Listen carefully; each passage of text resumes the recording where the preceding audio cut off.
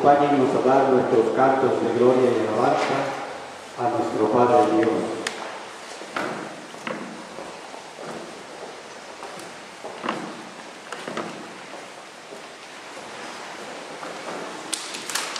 Todos acompáñennos de pie, por favor.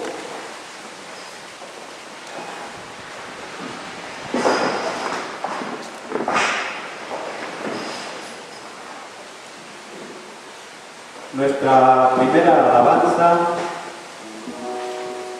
clama al Señor.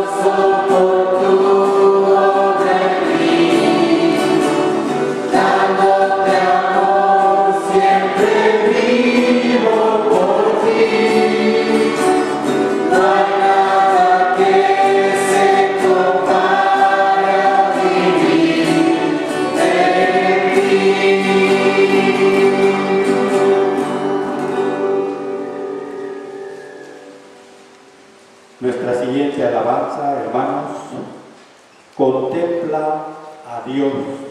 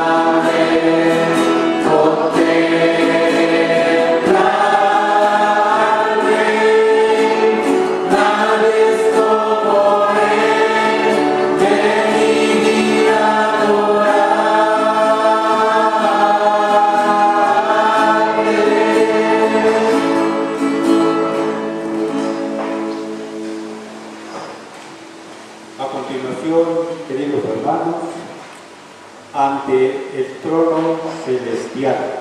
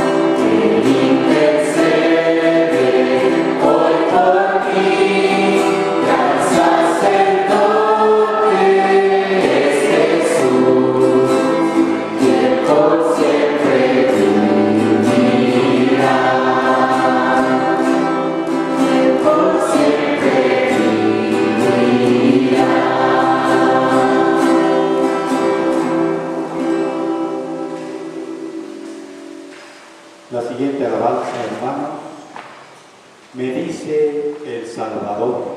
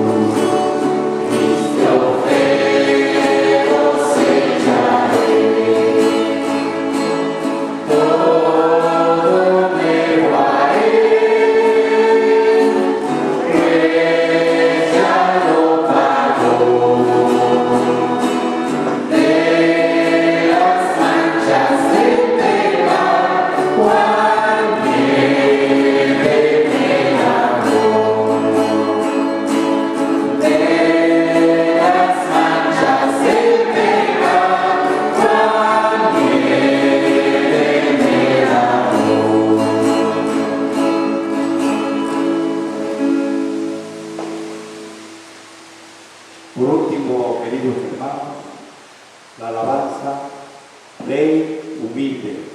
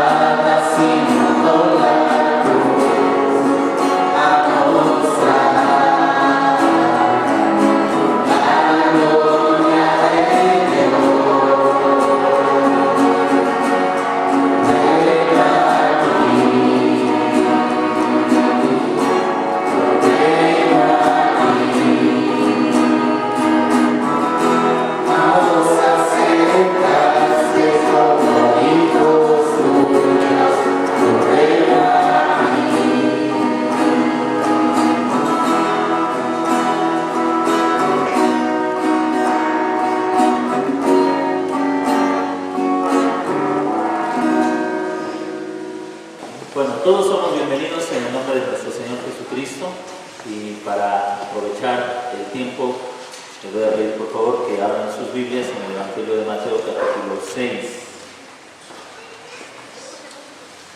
Evangelio de Mateo capítulo 6.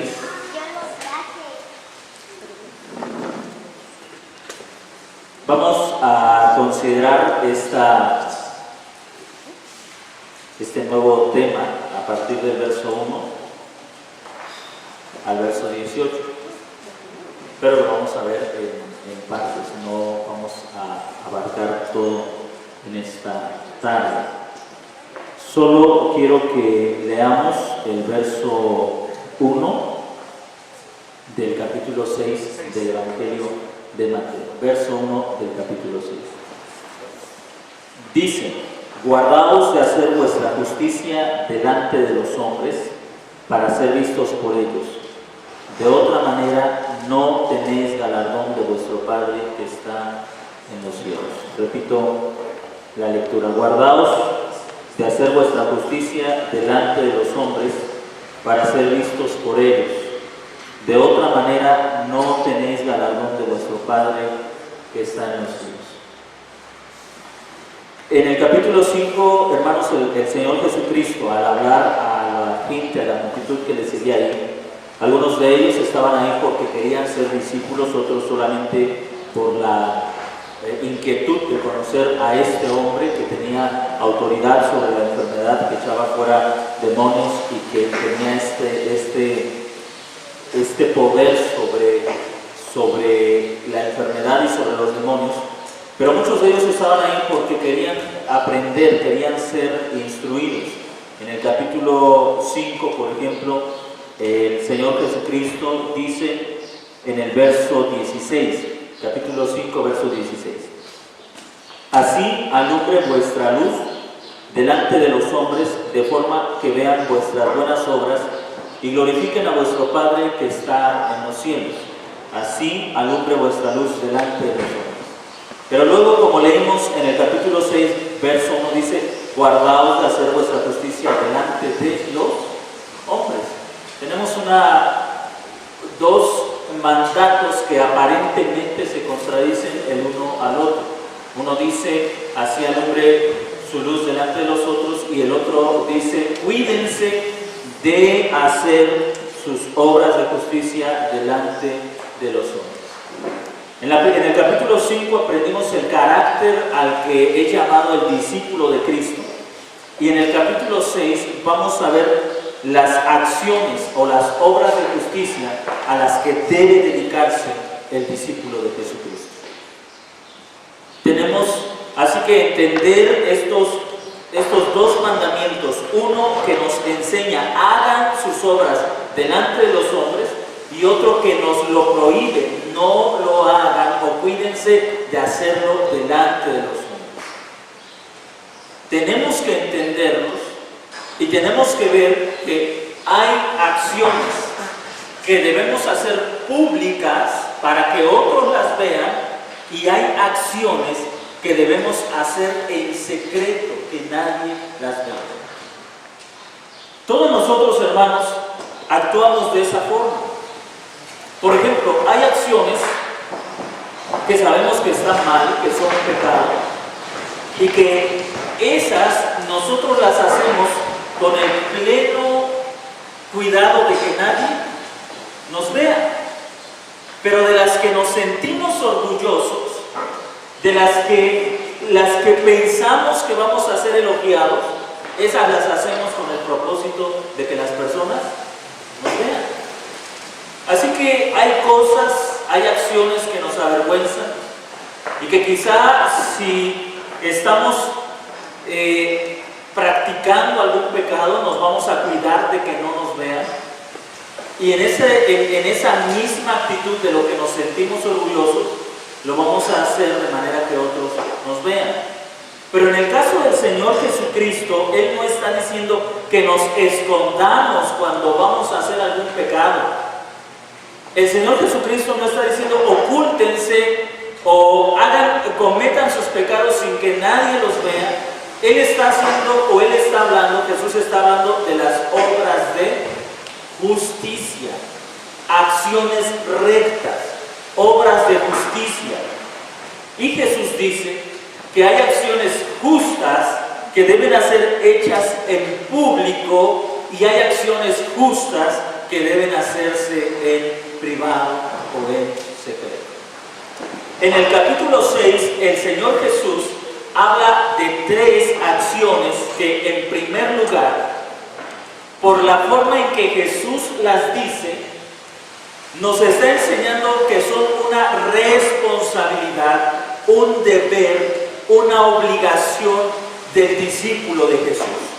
¿Cuáles son estas tres acciones que debemos decir deben ser hechas en privado como obligaciones de todo creyente? Número 1, ayudar al pobre. Número 2, la oración. Y número 3, el ayuno. En cada uno de estos, por ejemplo, en el verso 2, comienza Jesús con estas palabras: cuando después, y la mayoría de las traducciones, o bueno, algunas traducciones, tienen des limosna, algunas otras dicen cuando ayudes al pobre. Y en el verso 5 dice cuando estés orando, y en el verso 16 cuando estés ayunando. Jesús no dice si alguna vez lo haces, si alguna vez ayudas al pobre, si alguna vez oras o si alguna vez ayunas, que me parece esa es la actitud del creyente en la actualidad. Limitamos la vida de la piedad a muy pocas cosas, como cuáles: ir al culto. Y esa es la mayor práctica del cristiano en la actualidad. Pensamos que es una obra piadosa ir al culto.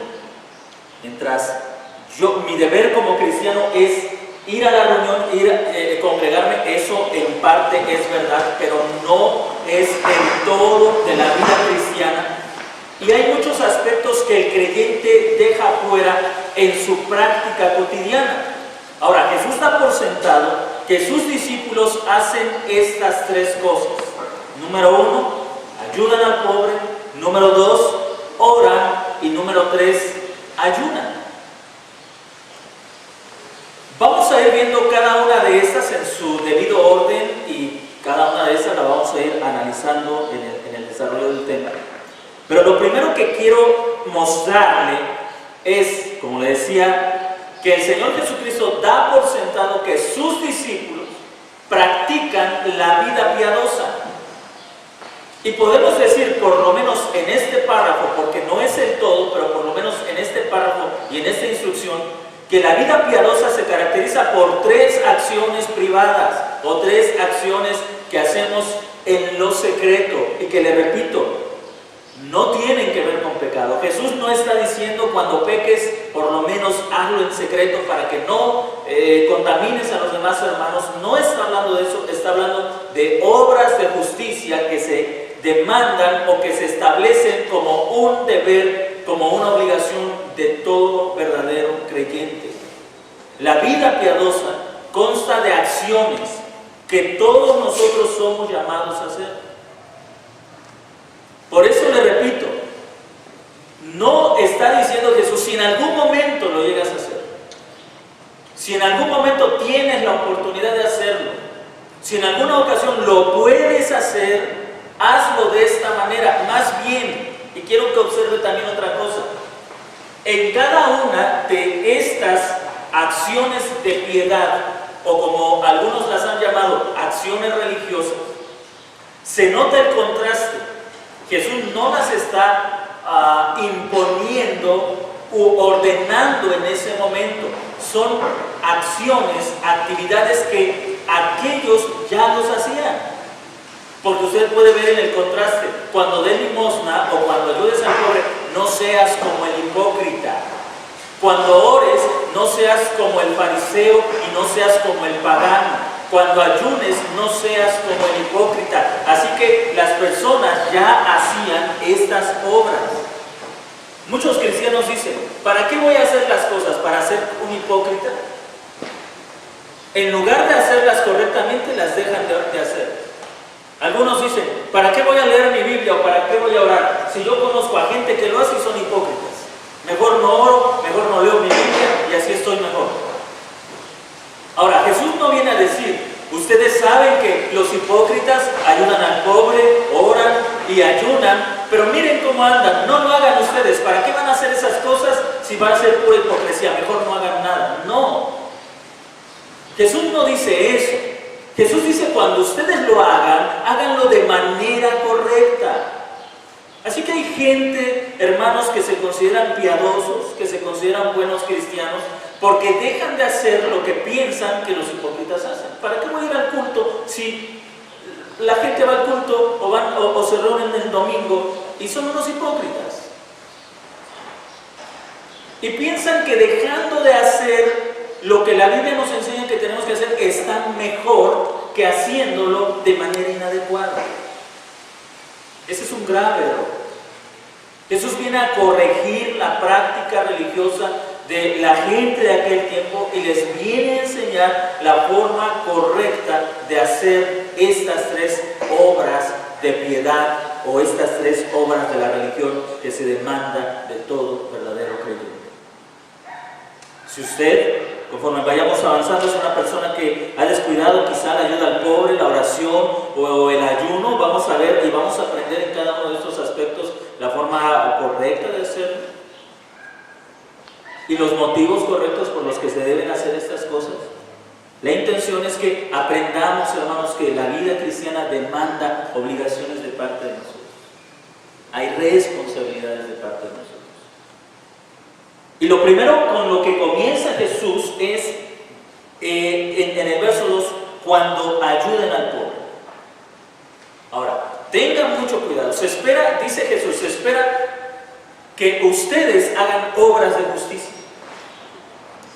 La palabra justicia implica aquellas cosas correctas, cosas justas que benefician a otros y que honran a Dios, que glorifican a Dios.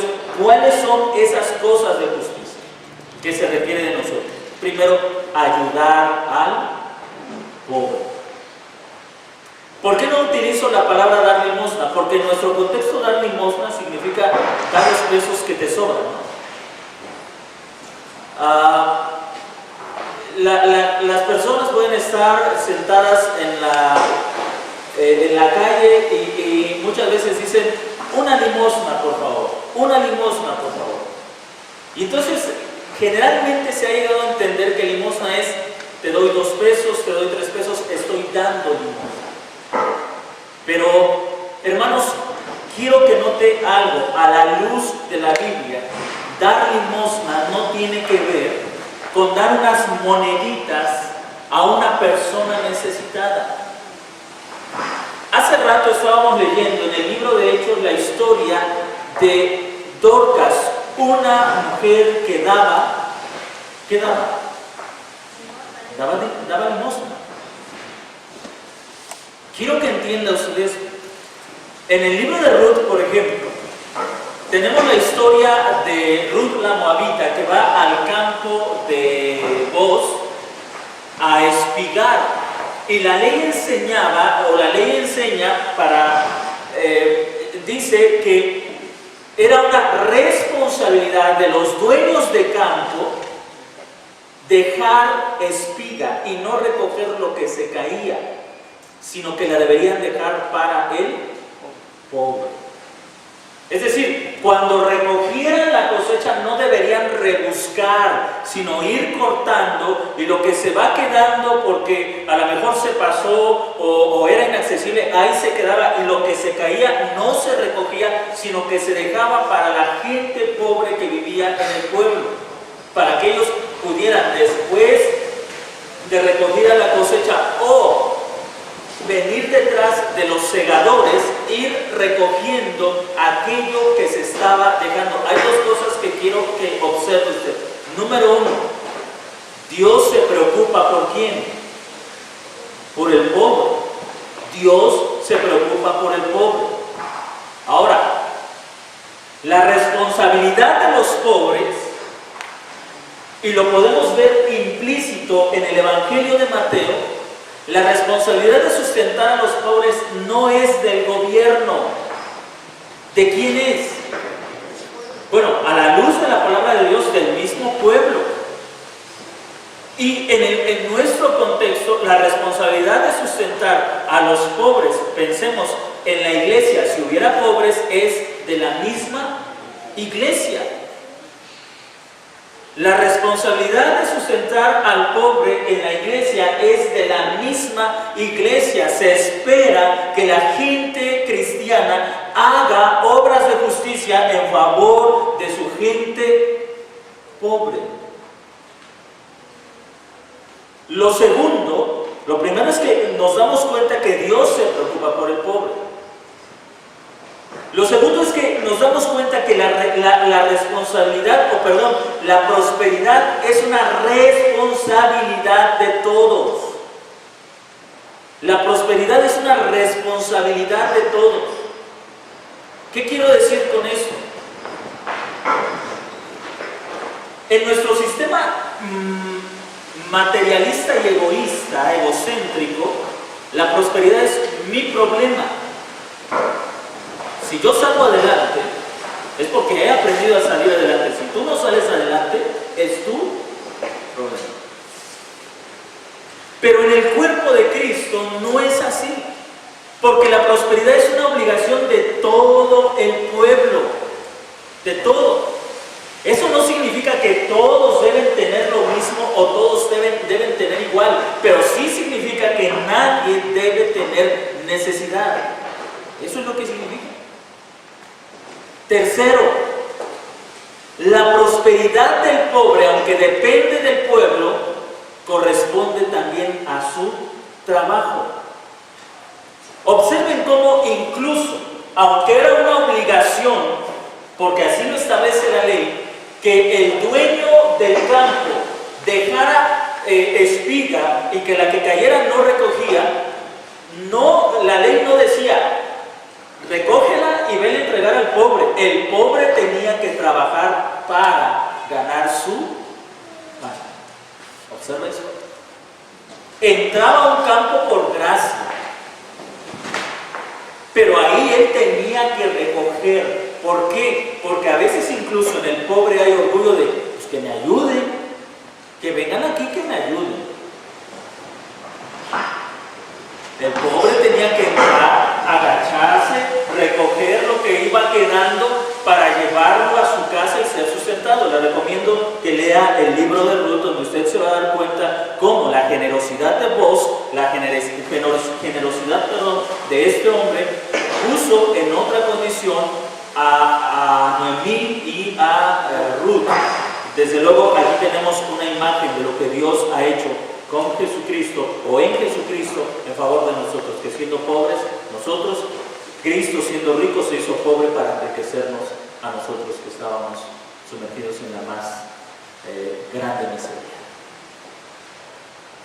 Pero vivimos en una sociedad, hermanos, donde la gente que no es creyente piensa siempre en el Estado como el medio para salir adelante. ¿Qué más proyectos va a traer el gobierno para sacar al pobre de su pobreza? Y la gente está pensando de esa manera. No encuentras trabajo, hay no sé cómo se llama, que tú lo vas a solicitar y el gobierno te tiene que dar dinero para que vivas unos días. Se piensa en el gobierno como el medio para salir adelante. Estudia una carrera que te mete en el gobierno porque estando en el gobierno tienes sueldo seguro y te va a ir bien. Pero la Escritura nos enseña otro medio en el que el pueblo de Dios se dirige, se conduce, se guía. Ahora, quiero que observe que la responsabilidad de ayudar al pobre es de todos. En Hechos, capítulo 9, que es la cita que leímos al iniciar la reunión, Hechos, capítulo 9.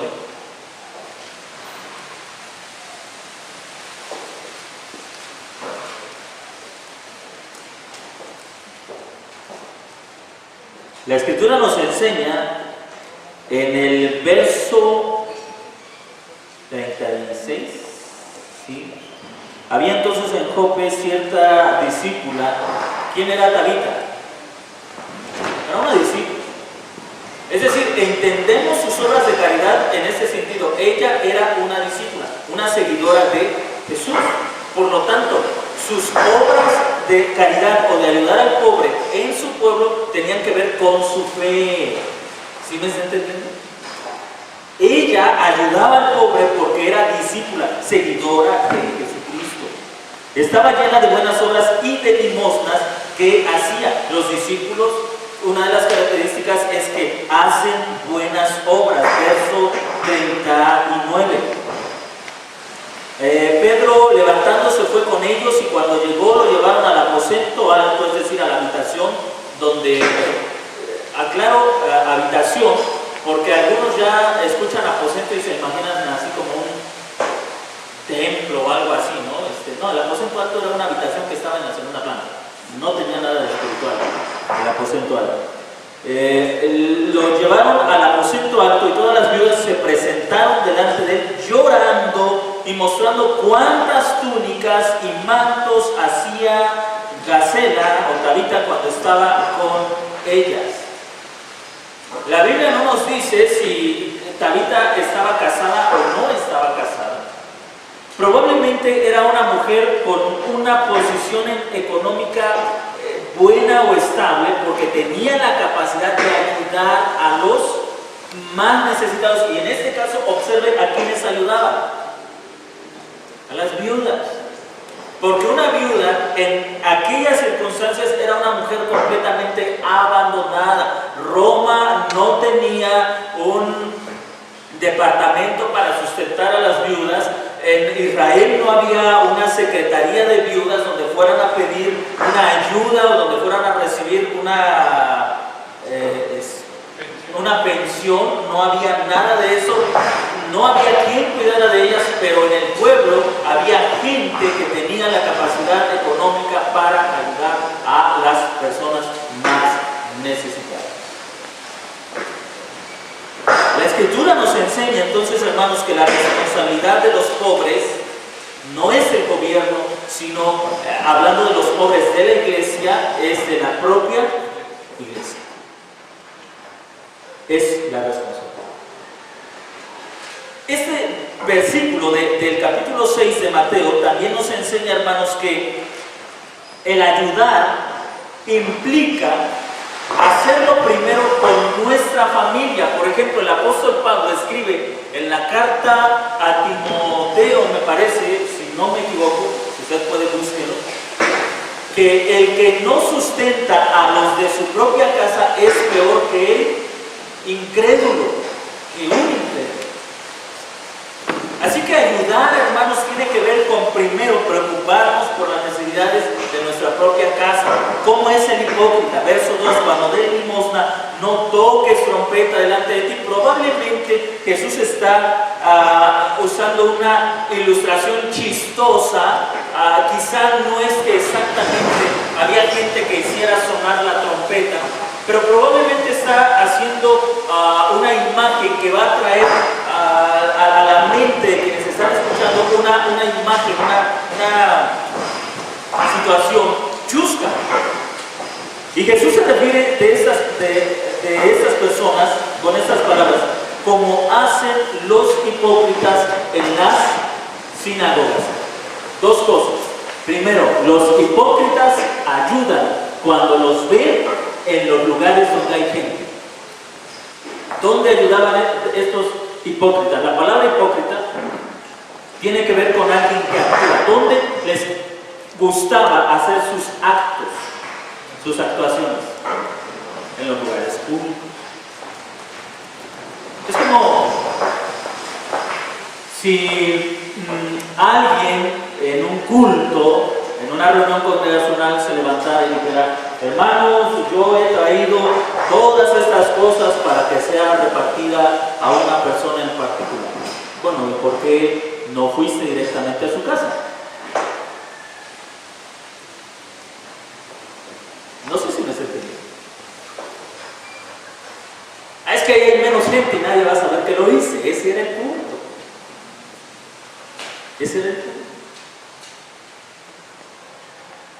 La acción de estos hombres tenía que ver con una actuación. Ellos querían ser vistos. ¿Pero por qué querían ser vistos? ¿No dijo Jesús que debemos hacer las obras delante de los hombres? 5:16 de Mateo. ¿No dijo el Señor Jesucristo: hagan que su luz brille delante de los hombres para que todos los vean? Pero usted puede observar el contraste. En 5:16 5:16, haz tus obras delante de los hombres para que los vean y glorifiquen a Dios. Y en 6:2, las personas hacen sus buenas acciones para ser glorificados ellos mismos, no el Señor.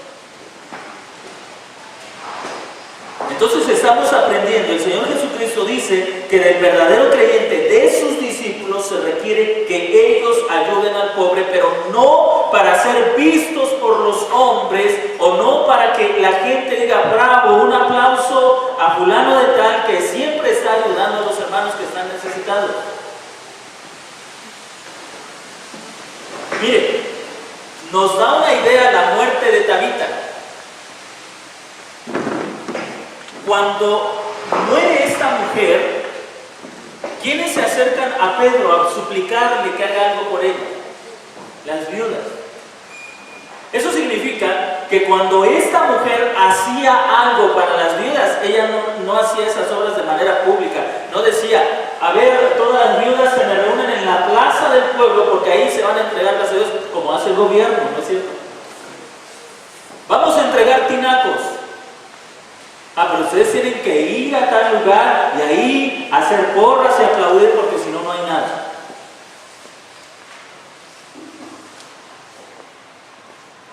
Bueno, nosotros no debemos ser como los hipócritas de ese tiempo y como los hipócritas de nuestro tiempo. No debemos ser como ellos. Dorcas no era la mujer que decía, todas las viudas en la plaza del pueblo. Y una vez que estaba ahí, llegaba Dorcas y decía, su atención, por favor, a ver toda la gente, quiero que miren hacia acá, traje ropa para las viudas. La historia nos enseña, por lo menos lo vemos implícitamente, que si son las viudas las que se acercan a Pedro a suplicarle que haga algo por esta mujer es porque la ayuda era en privado, no delante de las personas. La ayuda era en privado. Hermanos, hoy tenemos algunas formas de hacerlo, ¿no? Quizá te ayudo y me saco una foto contigo y la pongo en mi perfil. Y dale like, porque el pastor está ayudando a los pobres.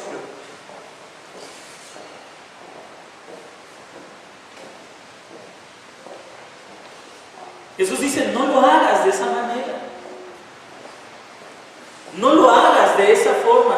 En el caso, yo creo que si Jesús estuviera en nuestro tiempo diría, no lo publiques en Facebook, no hagas como los hipócritas que todo lo que hacen lo publican en sus redes sociales. Ya no diría, suenan la trompeta, ahora lo publican en sus redes sociales. Jesús diría, no seas como los hipócritas que todo lo que hacen lo publican en las redes sociales. No seas así.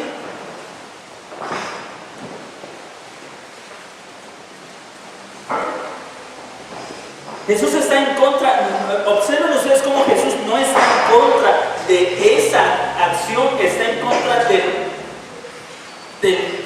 la motivación. No está diciendo no ayuden más bien no lo hagan de esa forma, no lo publiquen. Jesús no lo dice, pero vamos a contextualizarlo, no lo publiquen en sus redes sociales, no pidan likes por lo que están haciendo.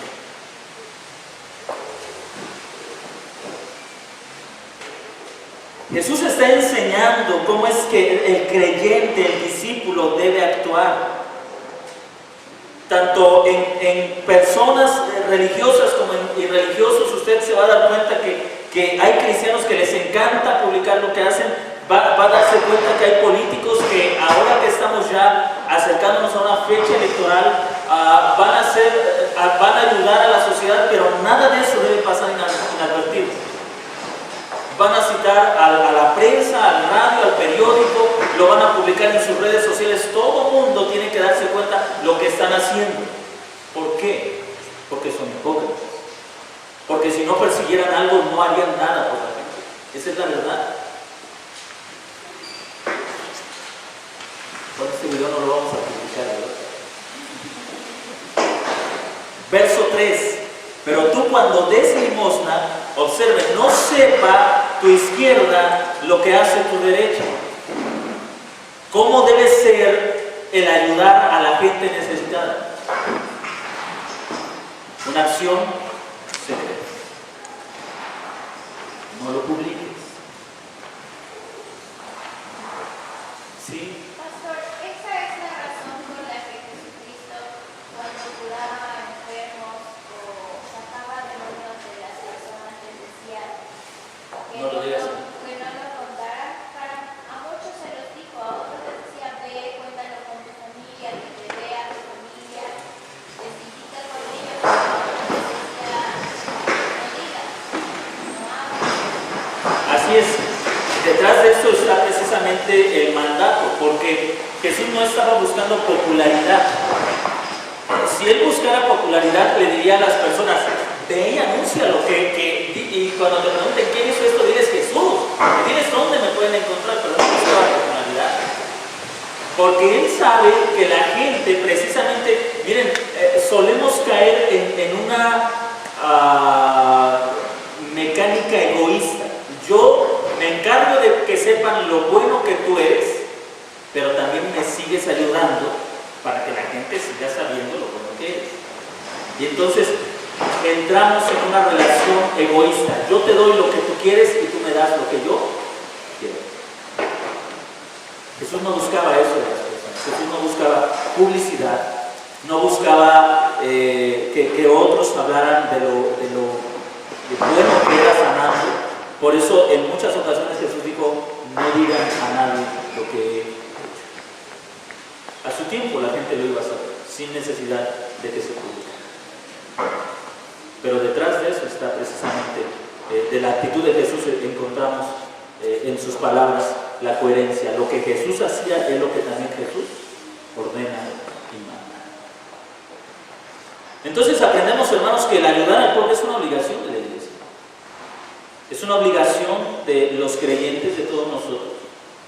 Pero también se nos enseña cómo hacerlo y cómo no hacerlo. No se trata de actos, no se trata de apariencia, no se trata de andarlo presumiendo. Y en una metáfora Jesús lo dice: cuando des limosna, no sepa tu izquierda lo que hace tu derecha.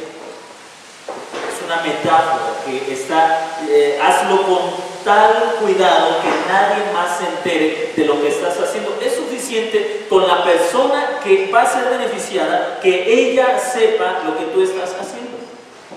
No necesitas más. No hay necesidad de eso. El verso 4 dice: para que así tu ayuda al pobre sea en secreto y tu Padre que ve en lo secreto te recompense. El texto, hay dos versiones. Reina Valera, que se basa en el texto mayoritario, dice te recompensa en público.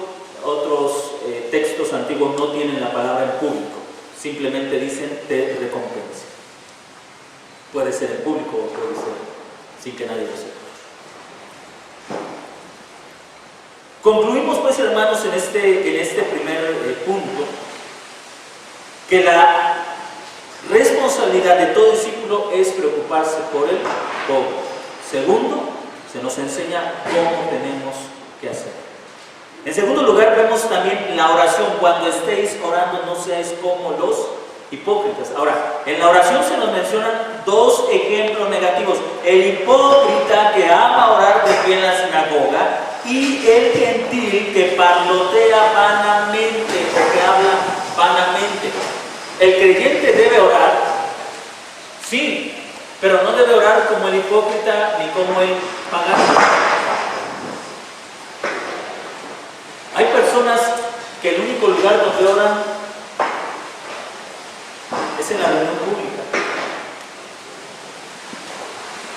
No oran en ningún otro lado. Hermanos, la oración no es una actuación. La oración no es, bueno, que todos vean que estoy orando. No. Más adelante vamos a ver lo que implica la oración. No lo vamos a ver ahora, solo quiero tocar las tres acciones que Jesús califica como acciones justas, acciones piadosas o deberes de la religión cristiana. Y la primera es la limosna, la segunda es la oración. Y Jesús dice: no ores como el hipócrita que ama orar de pie en la sinagoga. ¿Dónde oraba el hipócrita? En el culto público, donde había gente. Ahí le encantaba orar, donde otros lo veían.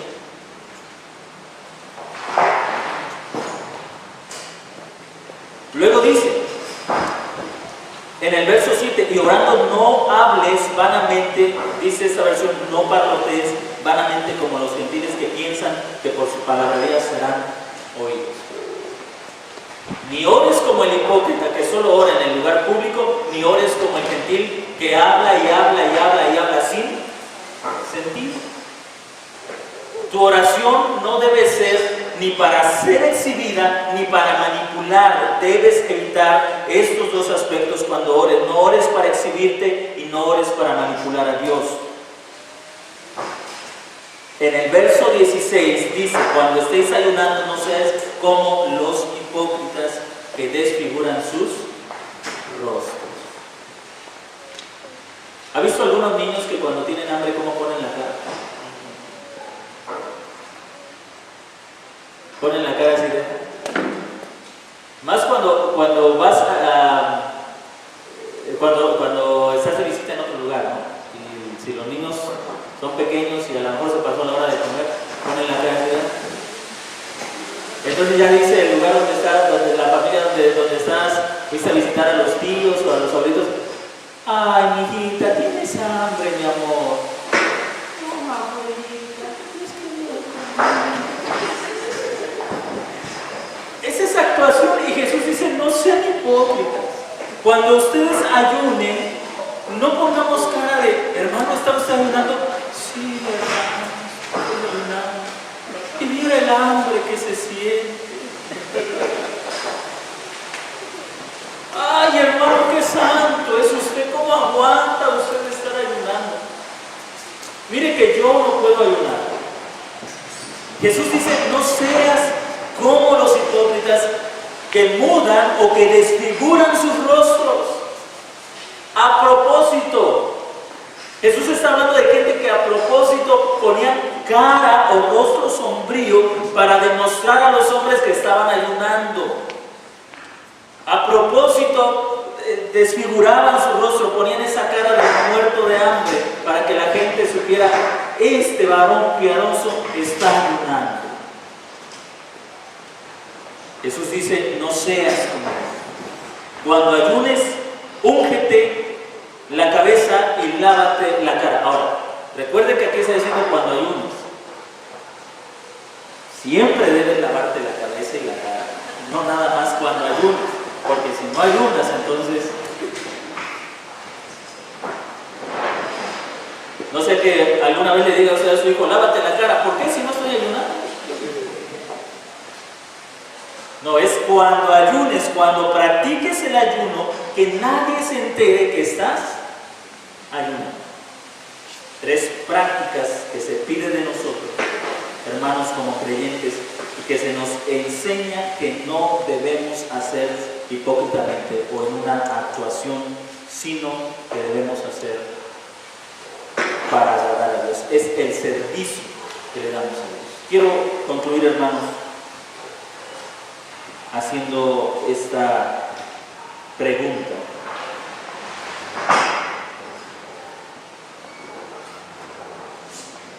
¿Practicamos las 3?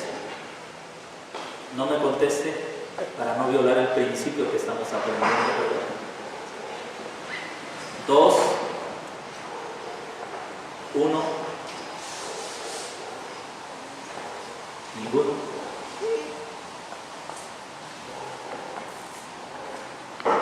Como creyentes se requiere de nosotros una vida piadosa,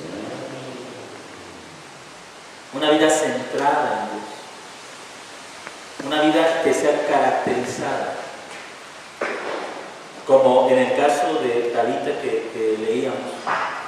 La gente sabía que era discípulo de Cristo por las acciones que realizaba en favor de los pobres. No estoy hablando de los pobres de toda la ciudad, pero hermanos, ¿no le parece que a veces necesitamos unos de otros?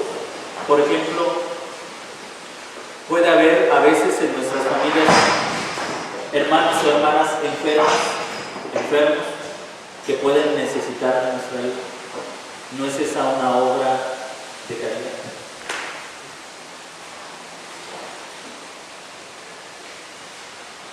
¿No puede ser esa una obra de caridad? ¿Qué le parece? Es decir, todos nosotros en algún momento podemos hacer algo en beneficio de Dios. ¿Recuerda usted que en una ocasión le platicaba acerca de una historia que leí en algún lugar? De un hombre que iba quejándose por lo miserable que era. Y al ir caminando comenzó a recoger las migajas de otro hombre que al ir comiendo su pan fue tirando las migajas. Y él las iba recogiendo y decía: soy tan pobre, tan miserable que tengo que ir comiendo las migajas. Y en un momento se detuvo y miró hacia atrás y se dio cuenta que detrás de él venía otro hombre recogiendo todavía las migajas que él iba tirando. A veces nosotros pensamos: yo estoy en la peor situación, y no nos damos cuenta que aún en la situación en la que estemos, siempre podemos hacer algo por el bien de los demás. Siempre. No estamos en una condición en la que no podamos hacer nada por nada. Los hijos pueden hacer mucho. A lo mejor dicen: pero yo no trabajo, ¿cómo voy a ayudar a mis padres? Ocúpate del quehacer de casa. Es una forma en la que tú estás haciendo misericordia. Ocúpate del quehacer en casa. Si eres jovencita, si eres una señorita, ayuda a lavar los trastes, ayuda a limpiar, a barrer, ayuda a asear los cuartos, ayuda a preparar la comida. Haz algo. Ahora, esto no solamente tiene que ver, hermanos, con enseñar a nuestros hijos a ser trabajadores, sino a hacer obras de misericordia. Porque los hijos que no hacen nada en casa van a ser gente que no se va a preocupar por nada en su familia. Por nada.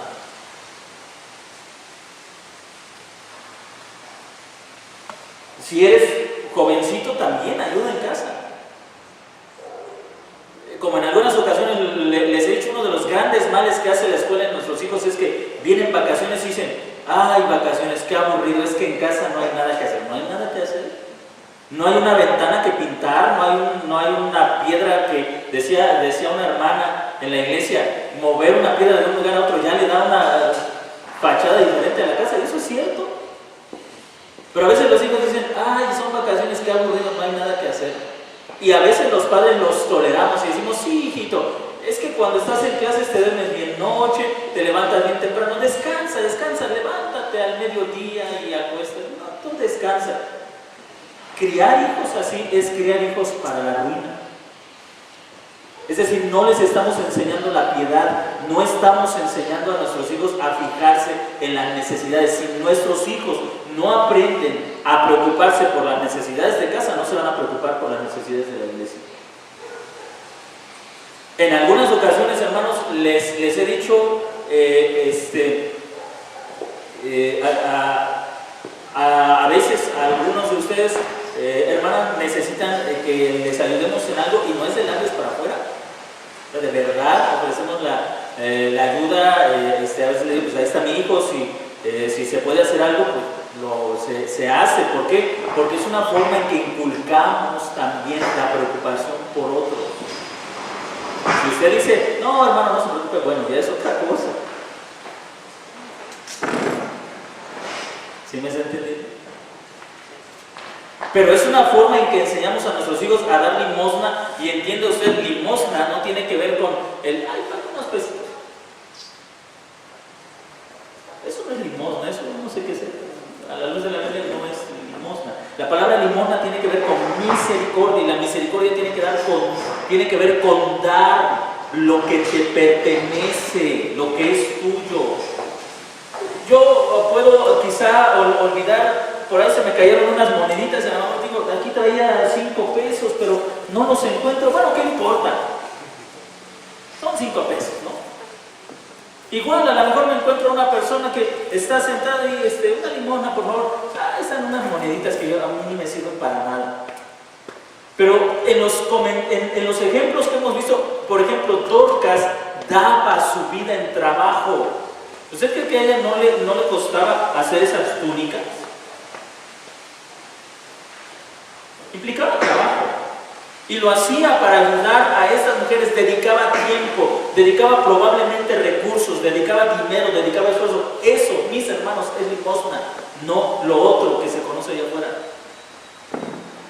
Eso, dar de lo tuyo, de tu riqueza, dar al que necesita, ya sea en trabajo, ya sea en habilidades, lo tuyo lo estás dando al que está necesitado. Eso es verdadera limosna.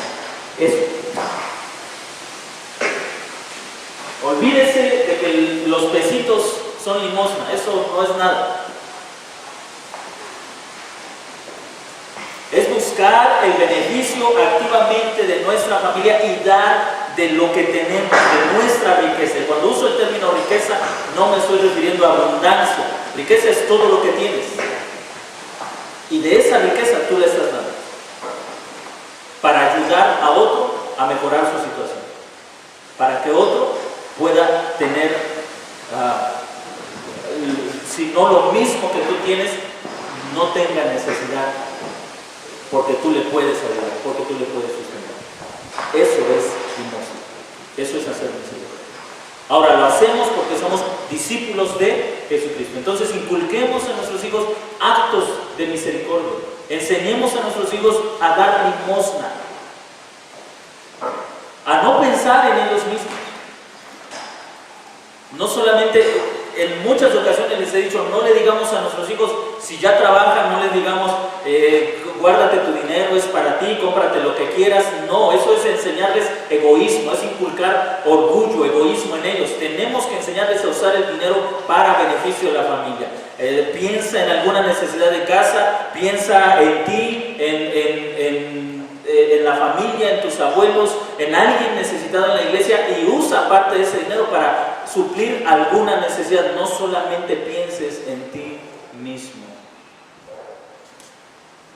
Esos son actos de misericordia. Así que Jesús nos está enseñando que como discípulos tenemos que aprender a dar limosna, pero le repito, no pensemos en esa limosna. No diga, ya aprendí, la próxima vez que salga a la calle, guarde pesitos para que toda la fila de gente que vas a encontrar en el centro le vaya usted dando. No, eso no es limosna. Pensemos en las necesidades de nuestras propias familias, de nuestro propio pueblo, y desde luego también pensemos en ayudar a los que no son parte de la iglesia, pero como dice el apóstol Pablo, mayormente a los que son de casa. Pensemos. Aquí tenemos entonces, hermanos, la primera parte. La próxima semana vamos a hablar sobre la oración, pero quiero que usted vea que la vida cristiana demanda piedad, demanda misericordia de parte de Cristo. Incline su rostro y vamos a hacer una oración.